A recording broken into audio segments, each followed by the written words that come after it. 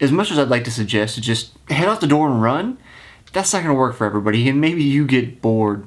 I know that everybody's mind isn't necessarily humming with activity like mine is all the time. Other people have nice, quieter minds that don't have to churn on things all the time. So, I'm Jesse Funk, and on today's episode of Runner's High, we're going to talk about 4 things you can do to not get bored while you're running.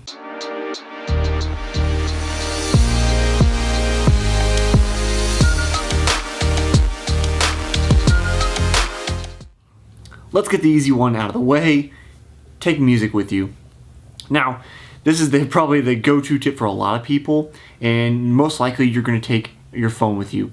I actually have an iPod Nano. I was trying to find because I wanted to show it to you because I'm a relic, because I don't take music anywhere, but back when I did, I had this tiny little thing. It's very, very convenient. Unfortunately, they don't make those anymore because I'm old, apparently. But you have your phone. You can do a whole number of things to take it with you. Armband, stick it in a pocket, just carry it in your hand, whatever you got to do. They're heavier, but they are convenient, so you can take them with you. But if you use over-the-ear headphones while you're running, you're disgusting.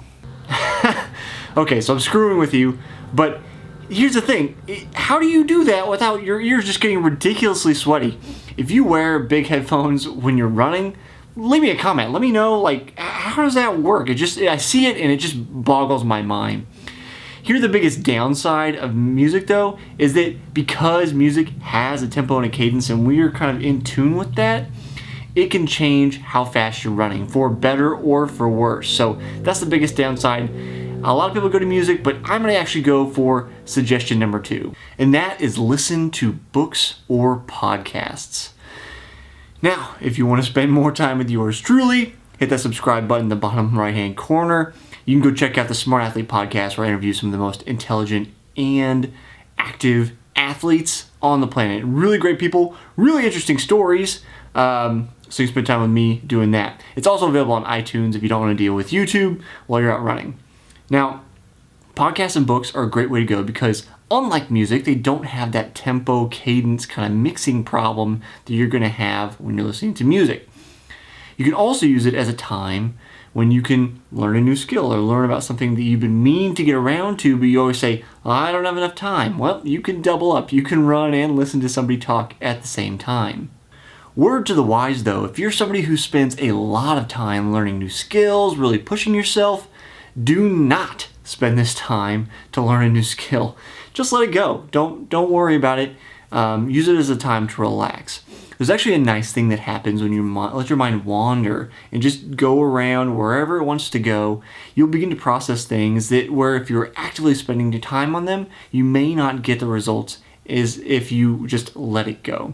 I actually talked about this on the podcast, funny enough, recently with my guest Bonnie Tsoi, and she wrote a book called Why We Swim. And she talks about that in the book, and then we talk about it on the podcast as well. So as I mentioned, hit subscribe, go check out my interview with Bonnie here in a minute.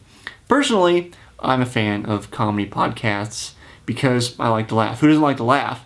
And you can always get a lot of entertainment value from them. No matter what your particular political or comedic bend, there is somebody out there with your sense of humor. If you like unsophisticated poop jokes like me, then check out Your Mom's House or Two Bears, One Cave. Try it out. Along those same lines is my tip number 3 is comedy specials, stand-up specials. If you've got Netflix, you can do this really, really easy.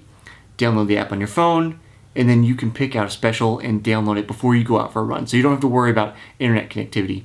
This is my go-to option when I've got indoor bike workouts or I'm on the treadmill, because anytime you're indoors, you're not going anywhere, there's no change of scenery, it is dreadfully boring. It's just ridiculously anxiety-inducing because there's nothing going on, yet you're working really, really hard.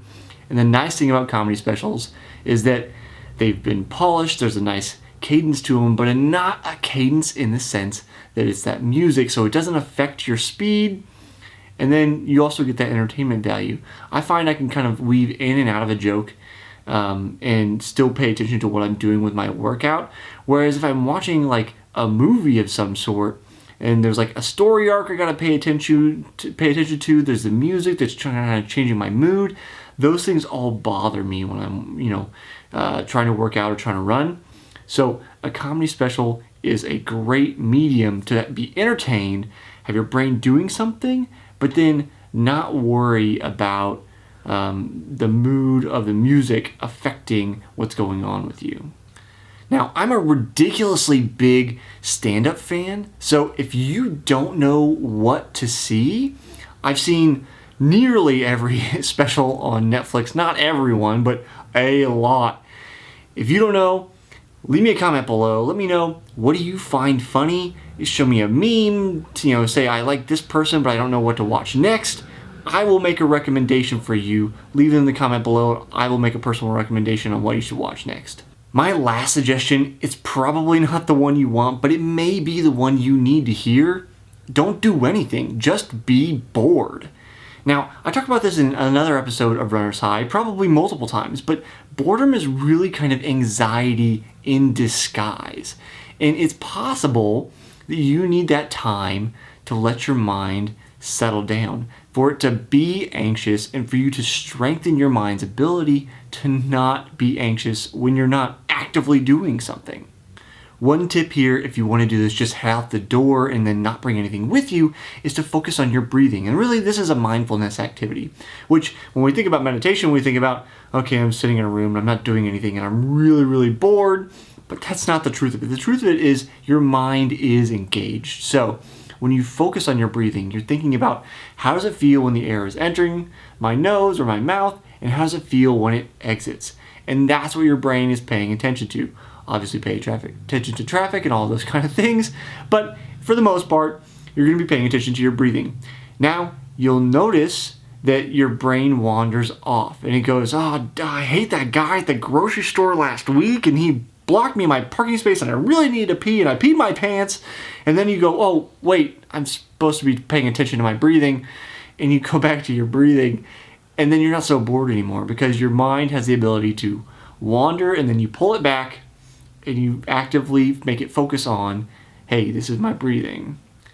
It's a little paradoxical to think about actively focusing on breathing, which makes you relax, but it is actually a good way to get everything to all work together, to not be bored, to relax, to enjoy your run, as something that you practice continually over time. So if you want more tips on running, how to be a better runner, and possibly a better person with the Smart Athlete podcast, hit that subscribe button, stick with me on the channel. I'll see you next time on the next episode of Runner's High.